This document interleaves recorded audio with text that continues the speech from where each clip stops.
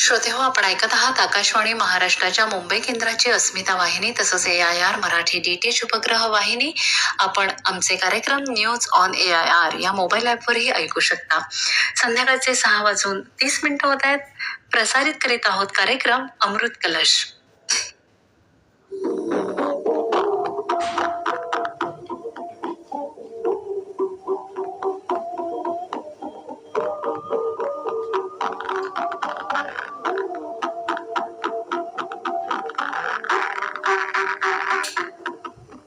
नमस्कार श्रोते हो, अमृत कलश कार्यक्रमात मी हर्षदा प्रभू आपल्या सगळ्यांचं मनापासून स्वागत करते.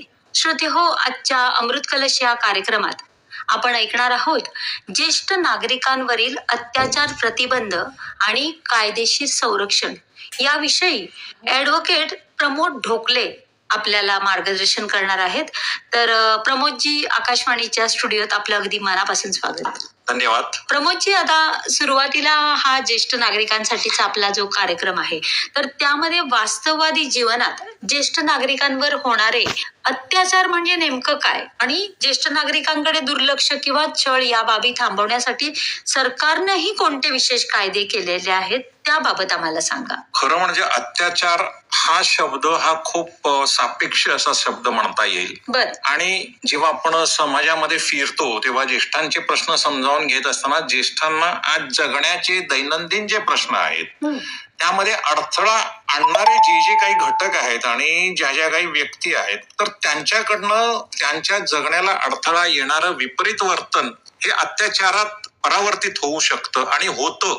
म्हणून त्याला ज्येष्ठांचा छळ असंही म्हटलं जातं. बर. ज्येष्ठ नागरिकांकडे दुर्लक्ष किंवा छळ जे तुम्ही म्हणता ते थांबवण्यासाठी सरकारनं कोणते विशेष कायदे केलेले आहेत? सरकारने कायदे जे केलेले आहेत, तर यापूर्वी आपल्याकडे कुठल्याही एका व्यक्तीचा दुसऱ्या व्यक्तीने छळ करू नये हा संकेत होता. तसे कायदे देखील होते. परंतु ज्येष्ठांचं जीवन हे मुळातच हा एक वेगळा प्रकार आहे. आज ज्येष्ठांची संख्या जी वाढू लागलेली आहे, त्यामुळे ज्येष्ठांना भेडसावणारे जे काही समस्या आहेत त्या समस्या लक्षात घेता ज्येष्ठांचा छळ होतोय हे वास्तव आहे. आणि यासाठी वेगळे कायदे करण्याची सरकारला गरज भासली.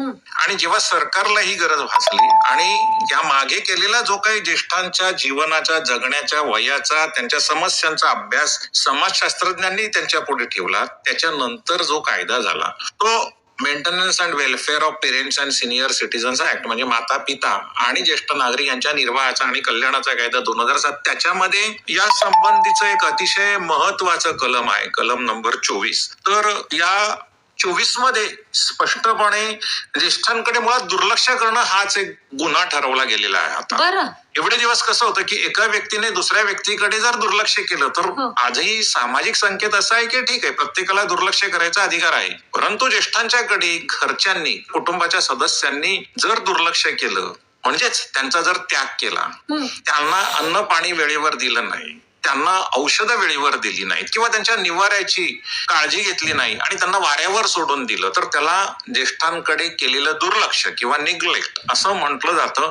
आणि हा एक दखलपात्र आणि जामीनपात्र गुन्हा आहे. आणि तो स्पेसिफिकली तो गुन्हा या कायद्यामध्ये कलम 24 मध्ये नोंदवून ठेवलेला आहे. आणि म्हणून हा कायदा खूप ज्येष्ठांच्यासाठी महत्वाचा आहे. हो. ह्या वळणावर विचार असं वाटतं की आता शारीरिक, भावनिक, आर्थिक आणि सामाजिक अडचणी अशा वेगवेगळ्या अडचणींना ज्येष्ठ नागरिक सामोरे जात आहेत, तर त्या कशा प्रकारच्या आहेत? ज्येष्ठ नागरिकांची जी चळवळ आहे, तर ही चळवळ अख्ख्या महाराष्ट्रावर आज पसरलेली आहे. आणि आज अख्ख्या महाराष्ट्रामध्ये ज्येष्ठांचे 5,000 संघ नोंदणी झालेली आहे या संघांची. आणि हे सगळे संघ एकमेकांशी निगडीत आहेत. महाराष्ट्रातल्या या सगळ्या 5,000 संघांचा जो शिखर संस्था आहे किंवा महासंघ आहे ज्याला आपण म्हणू, ती federation of senior citizen organisation of Maharashtra, FESCOM नावाची आहे. आणि जिचं हेड ऑफिस आहे हे नेरुळ येथे आहे.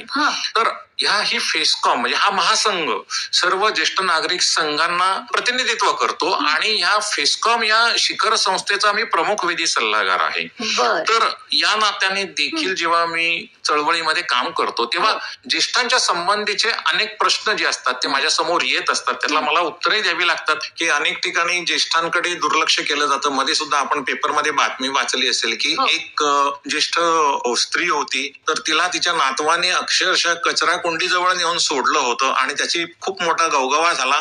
मग पोलिसांनी त्या नातवाला शोधून काढला वगैरे वगैरे वगैरे. तर अशा पद्धतीने ज्येष्ठांचा त्याग करणं हा एक प्रकार होतो. दुसरं, घरात राहिलेल्या ज्येष्ठांना वेळेवर अन्न पाणी न देणे हा दुसरा प्रकार. कधी कधी त्यांच्या औषध पाण्याची काळजी न घेणे हा देखील एक तिसरा प्रकार आढळून आलेला आहे. तर काही वेळेला व्यसनाधीन मुलं असतात किंवा नातवंड यांच्याकडून ज्येष्ठांचा पैशासाठी देखील छळ होताना दिसतोय. त्यांना मारहाण देखील होताना दिसते. आणि बाकी दैनंदिन घरामधले जे वादविवाद असतात ते तर अनेक ज्येष्ठांच्या वाट्याला दुर्दैवाने येतातच. ह्या सगळ्यांचा परिणाम ज्येष्ठांच्या मानसिक आरोग्यावर होतो. आणि मानसिक आरोग्यामुळे काय होतं की भावनावश झाल्यामुळे भावनिक दृष्ट्या ज्येष्ठ अस्थिर व्हायला लागतात. आणि ज्येष्ठ एकतर एकीकडनं काही ज्येष्ठांचा शारीरिकरित्या मारहाण करून छळ केला जातो. काही ज्येष्ठांना केवळ त्यांना काही पद्धतीने शिवीगाळ केली जाते. तर कधी त्यांना न आवडणाऱ्या गोष्टी घरामध्ये बोलल्या जातात. कधी मुलांच्याकडनं बोलले जातात, कधी मुलींच्याकडनं, तर कधी सुनांच्याकडनं, कधी नातवांच्याकडनं. त्या सगळ्यांच्या मध्ये त्यांचा मानसिक छळ होतो, शारीरिक छळ होतो. परंतु सगळ्यात महत्वाचं जे कारण लक्षात आलेलं आहे आमच्या ते असं आहे की आर्थिक दृष्ट्या ज्येष्ठांशी अशा पद्धतीचं वर्तन केलं जातं. ज्या ज्येष्ठांच्या म्हणजे उदाहरणार्थ स्त्रियांच्याकडे सोनं असतं तर पतिनिधनानंतर एखादी बाई विधवा झाली तर ती ज्येष्ठ स्त्री असेल तर तिच्याकडनं तिच्याकडचे दागिने काढून घेण्यासाठी देखील तिचा घरामध्ये छळ केला जातो. नातवंडांच्याकडनं केला जातो, कधी सुनेकडनं केला जातो. दबाव आणला जातो की हे सगळे दागिन्यांची तुला आता गरज काय आहे, तू विधवा झालेली आहेस तर ते आम्हाला देऊन टाक. हा जसा मुद्दा झाला त्याचप्रमाणे अनेकदा या महिलांच्या नावावर फ्लॅट असतात, जमिनी असतात आणि हिंदू वारसा कायद्याप्रमाणे वारस तर ते असतातच असतात. तर तुमचा वारसा हक्क सोडून द्या, हक्क सोडपत्र करून द्या म्हणून देखील त्यांच्यावर दबाव आणला जातो. आणि ज्या वेळेला त्या हे सगळं नाकारतात त्यावेळेला त्यांचा छळ सुरू होतो. मग त्यांना अन्न देणं सुद्धा बंद केलं जातं कधी कधी किंवा वेळेवर दिलं जात नाही. औषध पाण्याकडे संपूर्णपणे दुर्लक्ष केलं जातं. दुसरा एक स्वार्थीपणा काही मुलांच्याकडनं किंवा काही घरांमधनं कुटुंबांमध्ये आढळतो की ज्येष्ठांच्याकडनं बक्षीसपत्र किंवा हक्क सोडपत्र करून घेतलं जातं आणि ते करून घेतल्यानंतर मात्र ज्येष्ठांच्याकडे दुर्लक्ष केलं जातं कारण कार्यभाग साधलेला असतो. अशी स्वार्थी वृत्ती देखील काही ठिकाणी दिसून येते. अर्थात मी हे जे काही म्हणतो याचं सरसकटीकरण किंवा जनरलायझेशन आपण करू शकत नाही हे कृपया लक्षात घ्या. बरोबर, अगदी बरोबर. पण आता ज्येष्ठ नागरिकांसाठीचे तयार करण्यात आलेले विशेष कायदे आणि या संबंधी असलेल्या न्यायिक प्राधिकारी म्हणजे लिगल ऑथॉरिटीज याबाबत तुम्ही काय मार्गदर्शन कराल?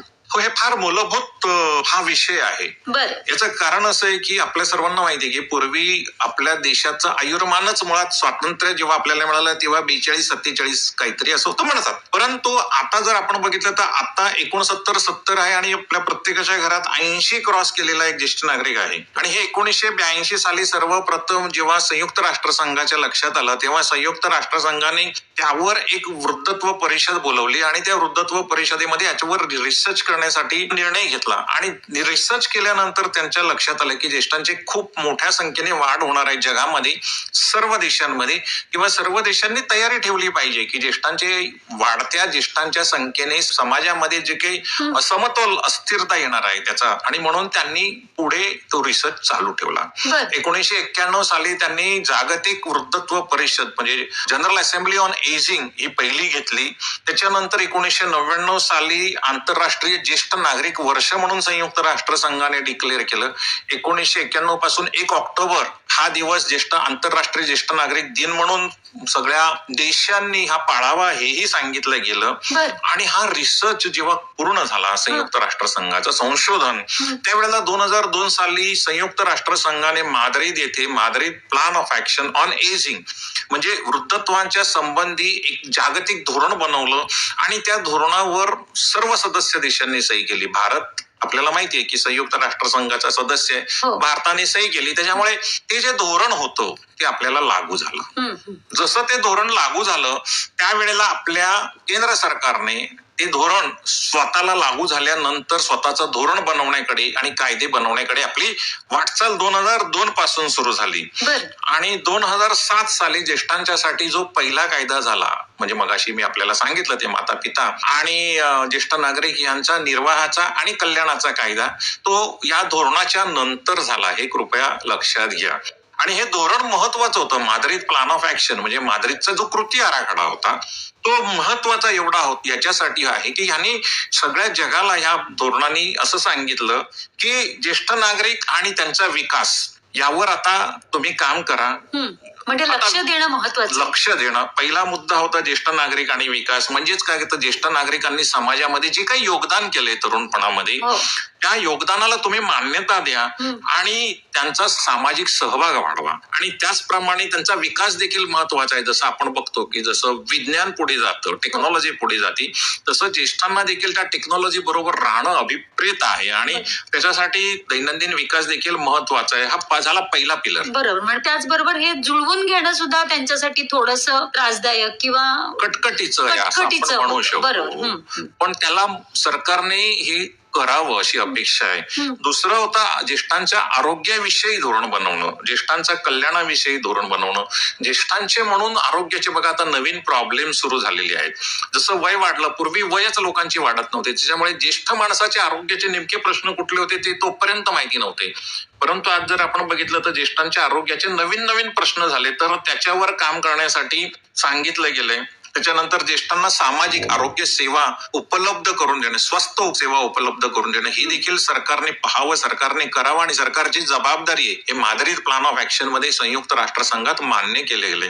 आणि जो तिसरा महत्वाचा मुद्दा होता तो देशाने, समाजाने आणि राज्यांनी ज्येष्ठांच्यासाठी समर्थक आणि सक्षम वातावरण, म्हणजे ज्याला आपण इंग्रजीमध्ये एनेबलिंग अॅटमॉस्फिअर ज्याला म्हणतो आणि इन्क्लुझिव्ह अॅटमॉस्फिअर ज्याला म्हणतो, सोसायटीज, तर अशा इन्क्लुझिव्ह सोसायटीज निर्माण करणं गरज आहे की ज्याच्यामध्ये ज्येष्ठांचा सहभाग असेल, त्यांच्यासाठी अनुकूल वातावरण असेल, ज्येष्ठांना सामाजिक संरक्षण मिळेल आणि सगळ्यात महत्वाचं म्हणजे ज्येष्ठांच्या मानसिक हक्कांचा आदर केला जाईल. तर असं हे समग्र धोरण होतं. बर, आता ज्येष्ठ नागरिकांना आपल्यावरील झालेल्या किंवा होत असलेल्या अत्याचारासंबंधी जर तक्रार दाखल करायची असेल तर त्याच्या निवारण्यासाठी आणि कायदेशीर मदत मिळवण्यासाठी प्रक्रिया कशा प्रकारची आहे? ज्येष्ठ नागरिकांचा जर छळ होत असेल तर सर्वप्रथम तो छळ ज्या कायद्याखाली आहे त्या कायद्यानुसारच त्यांना दाद मागावी लागेल. बरोबर. आणि मगाशी मी सांगितल्याप्रमाणे माता पिता आणि ज्येष्ठ नागरिक यांच्या निर्वाहाचा आणि कल्याणाचा 2007च्या कायद्यातील कलम 24 मध्ये ज्येष्ठांकडे दुर्लक्ष करणे आणि ज्येष्ठांवर कुठल्याही पद्धतीने शारीरिक, आर्थिक, मानसिक, भावनिक अशा कुठल्याही पद्धतीने ज्येष्ठांचा छळ करणे हा गुन्हा आहे आणि हा दखलपात्र गुन्हा आहे. जेव्हा आपण दखलपात्र गुन्हा म्हणतो तेव्हा साहजिकच त्याच्यामध्ये पोलिसांची एंट्री होते. म्हणजेच काय की सर्वप्रथम असं अभिप्रेत आहे की पोलिसांनी हा गुन्हा नोंदवून घेतला पाहिजे. म्हणजेच पोलिसांच्याकडे जाऊन त्याची तक्रार करावी लागेल, पोलिसांनी ती तक्रार नोंदवून घ्यावी लागेल आणि पोलिसांनी तो नोंदवलेल्या गुन्ह्यावर पुढे कारवाई करणं अपेक्षित आहे. कारण ज्येष्ठांचा छळ करणं या गुन्ह्यासाठी 3 महिन्याची सजा आणि 5,000 रुपयाचा दंड आहे. तर हे ज्येष्ठांना मुळात हे माहिती असलं पाहिजे. मला आशा आहे की मी या क्षेत्रात आज विधी साक्षरतेच्या क्षेत्रात काम करतोय आणि ज्येष्ठांच्यासाठी कायदे सोपे करून मी माझ्या चॅनेलवर ऍडव्होकेट प्रमोद डोकले सिम्प्लिफाईंग कोर्ट डिसिजन या चॅनेलवर देखील सांगतो. तर माझी सर्व ज्येष्ठांना अशी विनंती आहे की तुम्ही तुमच्यावर होणाऱ्या छळाबद्दल तुम्ही किंचितही गाफील राहू नका. कारण आज सुरू झालेला छळ उद्या कुठलं स्वरूप घेईल सांगता येणार नाही आणि त्याच्यासाठी तुम्हाला काही गोष्टींची किमान माहिती पाहिजे जी मी आज तुम्हाला इथे देऊ इच्छितो. तर तुमच्यावर छळ होत असेल तर त्याची तक्रार पोलिसांच्याकडे करा. पण बऱ्याचदा असं होतं की पोलिसांना या विषयाची माहिती नसते आणि पोलीस म्हणतात ये तुम्हारा घर का मामला आहे. जेव्हा पोलीस असं म्हणतात की हे घर का मामला आहे, तुम्ही घरी जाऊन मिटवा, आमच्याकडे येऊ नका, तर तेव्हा पोलीस खरं चुकत असतात. आणि यासाठी पोलिसांचं सेन्सिटायझेशन होणं हे गरजेचं आहे आणि या दिशेने देखील सरकारने आता पावलं टाकलेली आहेत. आमच्या ज्येष्ठ नागरिक संघांनी पावलं टाकलेली आहेत आणि याच्यामुळे अनेकदा ज्येष्ठ नागरिक संघांच्या मध्ये पोलीस अधिकारी येतात, त्या पोलीस अधिकाऱ्यांशी चर्चा होते. उदाहरणार्थ बघा, आपण आता ज्येष्ठांच्या छळाबद्दल बोलतोय, तर 15 जून हा आंतरराष्ट्रीय ज्येष्ठ नागरिक छळ प्रतिबंधक दिन म्हणून पाळला जातो. बरं. या दिवशी अनेकदा आम्ही पोलिसांना बोलवतो. या वर्षी आमच्या ठाण्यातील मध्यवर्ती ज्येष्ठ नागरिक या संस्थेमध्ये ठाण्याचे police commissioner Shri Ashutosh Dumre sir आले होते आणि आशुतोष डुमरे सरांनी तिथे घोषणा केली की ज्येष्ठांचे हे जे प्रश्न आहेत, या प्रश्नांचे विषय मी माझ्या ठाणे आयुक्तालयातील सर्व अधिकाऱ्यांचं सक्षमीकरण करेन, त्यांचं सेन्सिटायझेशन करेन आणि त्याप्रमाणे त्यांनी त्यांचं ट्रेनिंगही सुरू केलेलं आहे. अनेकदा ज्येष्ठ नागरिकांच्या या कार्यक्रमांच्या मध्ये पोलीस आता सहभागी होऊ लागले. त्याच्यामुळे पोलीस आणि ज्येष्ठ नागरिक यांच्यामधला हा ताळमेळ आता सुरू झालेला आहे आणि मला आशा आहे ज्येष्ठांवर होणारे छळांना कुठेतरी प्रतिबंध आता निश्चित होऊ शकेल. बरोबर. आणि हे अतिशय महत्वाचं आहे की पोलिसांना माहिती असणं गरजेचं आहे. प्रमोदजी, त्याचबरोबर बाहेरचा हस्तक्षेप म्हणू शकत नाही, पण बाहेरच्या गोष्टी आल्या. पण हे सगळं थांबवण्यासाठी कौटुंबिक मूल्य आणि सामाजिक जबाबदारी या बाबी सहाय्यभूत ठरू शकतात असं वाटतं का तुम्हाला? हो, निश्चितच. मुळात ज्येष्ठांचा जो छळ होतो त्याच्या मुळाशीच कुठेतरी कौटुंबिक नीतिमत्ता, कौटुंबिक एकमेकांशी जुळवून घेणं, कौटुंबिक संवाद, पिढ्यांमधला जे वाढतं अंतर, ही सगळी कारणं ह्याच्या मुळाशी असतात. आणि ह्या कारणांच्या मुळाशी आपल्याला गेल्यावर आपल्याला असं दिसतं की ज्येष्ठ हे दिवसेंदिवस एकाकी होत चाललेत. कारण एकीकडे वाढत्या वयाचे ज्येष्ठ असतात आणि दुसरीकडे त्यांची तरुण नातवंड असतात. तर ह्या दोन पिढ्यांमध्ये संवाद घडवणं, ज्याला इंटरजनरेशनल बॉन्डिंग ज्याला असं आपण म्हणू शकतो, तर ते घडणं आवश्यक आहे. महत्वाचं तुम्हाला सांगतो की महाराष्ट्राच्या ज्येष्ठ नागरिक धोरणामध्ये 2018च्या, केंद्राच्या ज्येष्ठ नागरिक धोरणामध्ये 2011च्या, ह्या दोन्ही ठिकाणी विद्यार्थी आणि ज्येष्ठ नागरिक यांच्यामध्ये संवाद घडवून आणणं हे खूप आवश्यक आहे असं सांगितले. आणि त्या अनुषंगाने देखील आमचे अनेक ज्येष्ठ नागरिक संघ अनेक कॉलेजेसमध्ये आज ज्येष्ठ नागरिकांच्या संबंधीचे कार्यक्रम करतायत आणि त्यांच्याबरोबर संवादही साधतायत. विविध विद्यापीठ जी आहेत, आता सावित्रीबाई फुले जे पुण्यातलं विद्यापीठ आहे त्यांच्याबरोबर पुण्यातील आमचे ज्येष्ठ नागरिक संघ काम करतायत. विद्यार्थ्यांच्या बरोबर अनेकदा वर्षातले अनेक कार्यक्रम करतायत, संवेदनशीलता त्यांची वाढवतायत आणि अशा पद्धतीचा सुसंवाद वाढत चाललाय. मुंबईमध्ये देखील, मुंबई विद्यापीठाने देखील आता हे मान्य केलेलं आहे की आम्ही ज्येष्ठ नागरिकांच्या बरोबर काम करू आणि अनेक कॉलेजेसमध्ये आज आम्ही जाणार आहोत. एवढ्याचसाठी की कौटुंबिक जी दरी झालेली आहे, दोन पिढ्यांमधलं जे अंतर वाढलेलं आहे, ते परत कुठेतरी आपल्याला साधायचंय. त्याच्याशिवाय, ते सांधल्याशिवाय आपल्याला पुढच्या गोष्टी होणार नाही. त्यामुळे ती कौटुंबिक जी मूल्य व्यवस्था, जी ज्येष्ठांची मूल्य व्यवस्था आणि तरुणांची मूल्य व्यवस्था, यामधलं जे अंतर आहे ते देखील कुठेतरी कमी होईल. जगण्याचे निकष त्यांच्या एकमेकांच्या जवळ जातील अशी अपेक्षा आहे.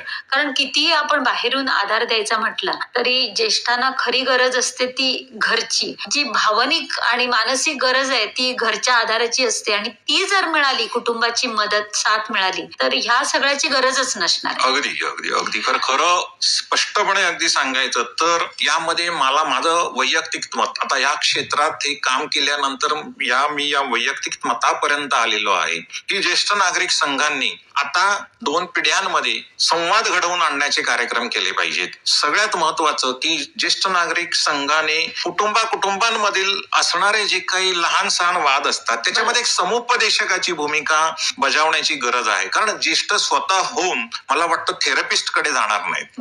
कारण थेरपिस्ट कडे जाण्याचा ज्येष्ठांचा स्वभाव नसतो. परंतु ज्येष्ठ नागरिक, अनेक ज्येष्ठ नागरिक संघांचे सदस्य असतात आणि या ज्येष्ठ नागरिक संघांमध्ये अशा पद्धतीचं समुपदेशनाचं, कायद्याचं आणि माहिती असलेली खूप मंडळी आहेत. मुळामध्ये खरं सांगायचं तर सगळेच ज्येष्ठ नागरिक हे वयाने, मानाने, अनुभवाने हे समृद्ध असतात.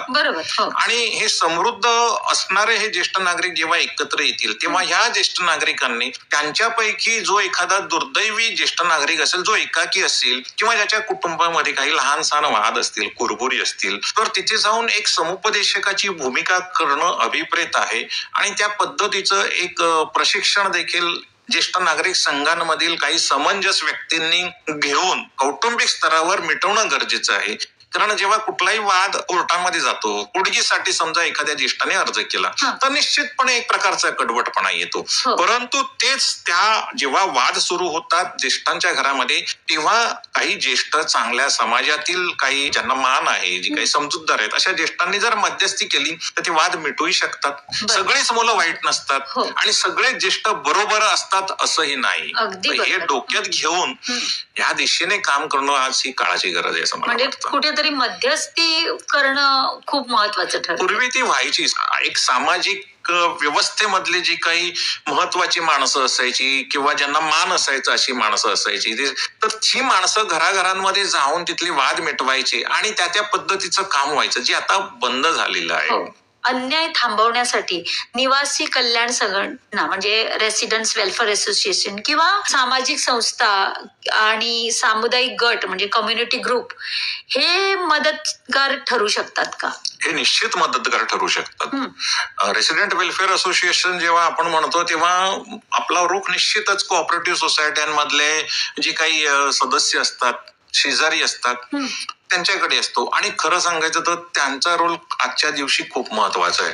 कारण बघा, आपला समाज आज अशा एका मुक्कामावर आलेला आहे की अनेकांची मुलं ही परदेशी आहेत आणि इथे असणारे ज्येष्ठ नागरिक हे जोपर्यंत त्यांची पत्नी किंवा त्यांचा पती जिवंत आहे तोपर्यंत ते निवांत असतात. परंतु ज्या क्षणी दोघांपैकी एकाचं निधन होतं त्या क्षणी एकाकीपणा येतो आणि ह्या एकाकीपणा आल्यावर त्यांच्या वाटेला आलेली दुःख एकीकडे वेगळी असतात. दुसरीकडे जर तुम्ही बघाल तर अनेकदा ज्येष्ठ नागरिकांचा त्यांच्या घरामध्ये होणारे जे वादविवाद असतात तर त्याच्यामध्ये देखील सोसायटीतल्या लोक ते जे दोघांना ओळखत असतात, म्हणजे मुलाबाळांना ओळखत असतात आणि ज्येष्ठांना ओळखत असतात, त्यांना नेमकं माहिती असतं की साधारणतः कुणाची चूक असेल, तर ही मंडळी देखील ह्याच्यामध्ये एक तडजोड घडवून आणू शकतात, समन्वय घडवून आणू शकतात आणि योग्य वेळेला ज्याला आपण इंग्रजीमध्ये इंटरव्हेन्शन म्हणतो, तर त्या पद्धतीचं इंटरव्हेन्शन हे होणं गरजेचंच आहे.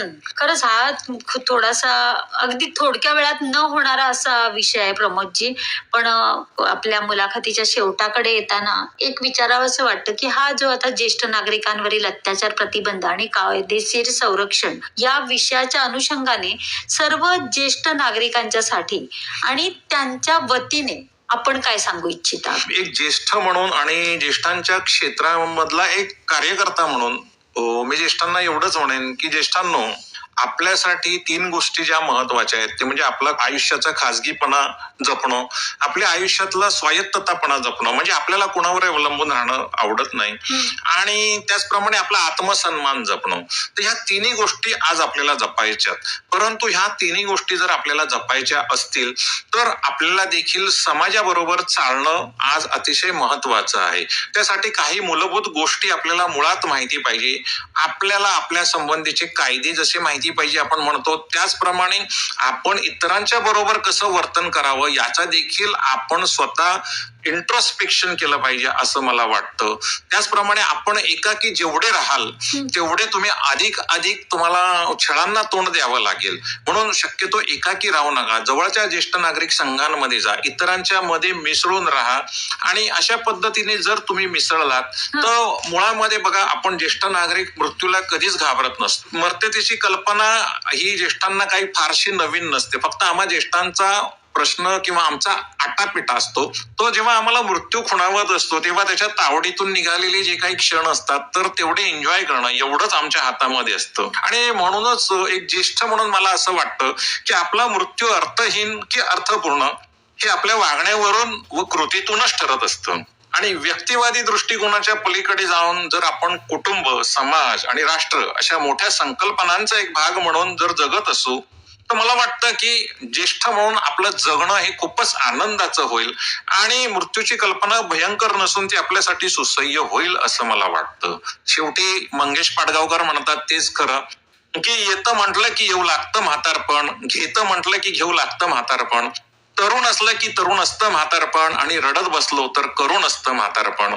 तर मित्रांनो, मला एवढंच सांगायचं की आपलं म्हातारपण करुण नसावं तर तरुण असावं. वा. या दिशेने प्रयत्न करावे. क्या बात आहे. अगदी म्हणजे एकदम समर्पक शब्दामध्ये तुम्ही हे जे ज्येष्ठ नागरिकांचं जे त्यांना सांगण्यासाठीचा जो तुमचा विचार आहे तो मांडला. प्रमोदजी, खरंच खूप मोलाची माहिती तुम्ही आमच्या श्रोत्यांना दिली. ज्येष्ठ नागरिक याचा नक्कीच लाभ घेतील आणि हे जे महत्वाचे कायदे त्यांच्यासाठी उपलब्ध आहेत त्याचा सुद्धा पुरेपूर उपयोग करून घेणं, त्याचा फायदा करून घेणं ही त्यांच्यासाठी तेवढंच गरजेचं आहे. तर तुम्ही हे जे मार्गदर्शन केलं त्याबद्दल तुमचे अगदी खूप खूप आभार. धन्यवाद. बरं तर श्रोते हो, याबरोबरच अमृत कलशचा हा कार्यक्रम आम्ही इथेच संपवतोय. या कार्यक्रमाचे आता हर्षदा प्रभूला निरोप द्या. नमस्कार. ही निर्मिती होती. बेल बंद केली होती ना आपण आधी.